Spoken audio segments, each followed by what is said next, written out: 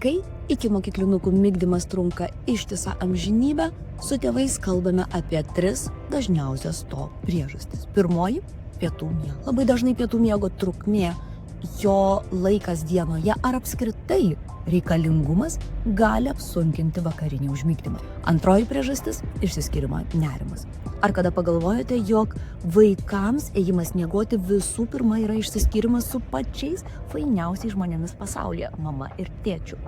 Todėl neretai, jeigu vaikui trūksta ryšio, migdymas gali būti labai ilgas. Ir trečioji priežastis – ribos.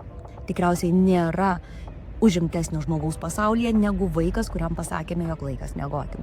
Daugybė prašymų, reikalavimų, valgyti į tualetą ir kažkuo užsiimti tikrai būdinga vaikams, kurie norėtų nutempti savo miego laiką. Todėl čia aiškios ribos iš tiesų labai padeda. O kaip jūsų namuose?